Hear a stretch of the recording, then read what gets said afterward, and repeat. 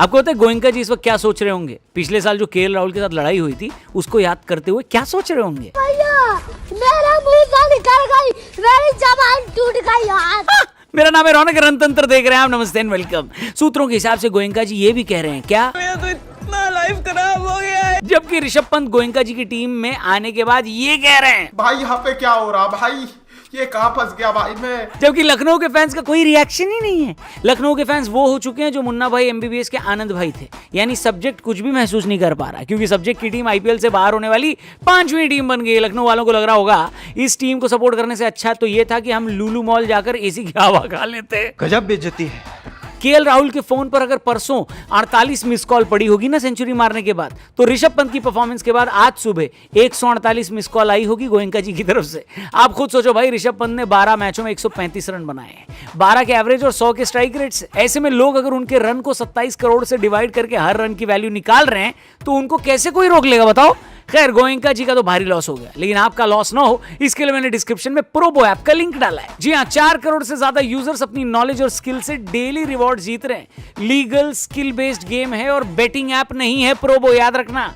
यहाँ का system simple है, आपको बस क्रिकेट की अपनी नॉलेज से क्वेश्चन का हाँ या ना में आंसर देना है। जैसे कि आज चेन्नई राजस्थान का मैच है, सिंपल सा सवाल आपको प्रोबो पर मिलेगा कि क्या चेन्नई राजस्थान को हरा देगी। मैं तो अपनी एनालिसिस लगा के जवाब दे चुका हूं, अब आपकी बारी है। और सिर्फ कैश ही नहीं, प्रोबो पर चल रहा है बड़ा give away, iPhone, luxury cars और बाइक जीतने का मौका। जितना ज्यादा ट्रेड करोगे जीतने के उतने ज्यादा चांसेस। विनिंग को विड्रॉ करने का भी सिंपल तरीका, अपनी लिमिट के हिसाब से यूपीआई से डायरेक्टली अपने अकाउंट में विड्रॉ कर सकते हो। और हाँ, डिस्क्रिप्शन में जो लिंक दिया है वो स्पेशल प्रोबो लिंक है, उस पर क्लिक करके डाउनलोड करोगे तो मिलेगा साइन अप बोनस भी। तो जल्दी से जो आपकी क्रिकेट की नॉलेज है उससे प्रोबो पर रिवॉर्ड जीत डालो, क्योंकि आप कोई लखनऊ वाले थोड़ी ना हो कि नहीं जीतोगे।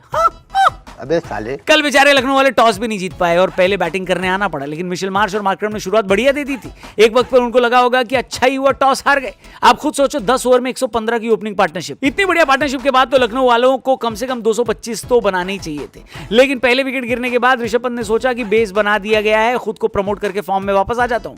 लेकिन ईशान मलिंगा ने कहा कि ऐसे कैसे बेन स्टोक्स, और उनकी शानदार कैच पकड़कर एक बार फिर उनको सिंगल डिजिट पर वापस भेज दिया। ऋषभ पंत के विकेट पर अब की बार गोयनका जी बनावटी हंसी भी हंस नहीं पाए और चुपचाप बालकनी से अंदर चले गए।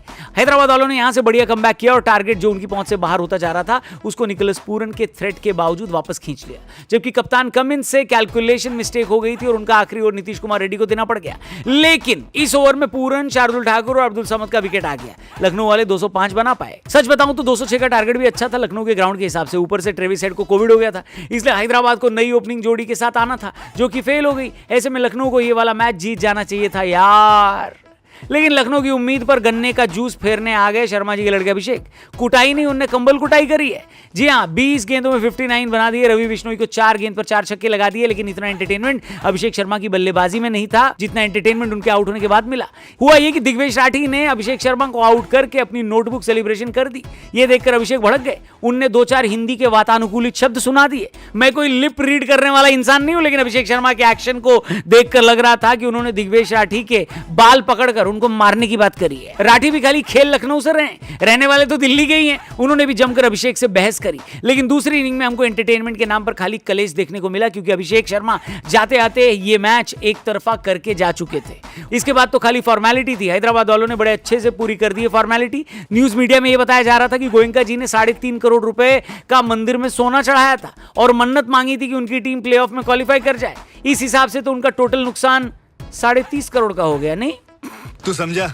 हाँ, नहीं, तू समझा नहीं। खैर, लखनऊ की टीम प्लेऑफ की रेस से बाहर हो चुकी है। प्लेऑफ की रेस से बाहर हो चुकी 2 और टीमें, राजस्थान और चेन्नई, आज शाम को दिल्ली में खेलने वाली हैं, जिससे ये डिसाइड होगा कि इस साल 10वें नंबर पर कौन सी टीम फिनिश करने वाली है। तो आप बताओ आज के मैच में कौन जीतेगा, कौन हारेगा। लेकिन हेलो, अपनी एक्सपर्ट ओपिनियन यहां वहां वेस्ट मत करो। प्रोबो पर अपनी ओपिनियन दो और ढेरों प्राइजेस जीतो। याद दिला दो फिर से, डिस्क्रिप्शन में लिंक दिया है, प्रोबो को डाउनलोड करना और लग्जरी कार जीतना, और बाकी और भी प्राइजेस है। All the best, channel subscribe करके जाना। कल मिलते हैं, तब तक के लिए गुड बाय, जय हिंद।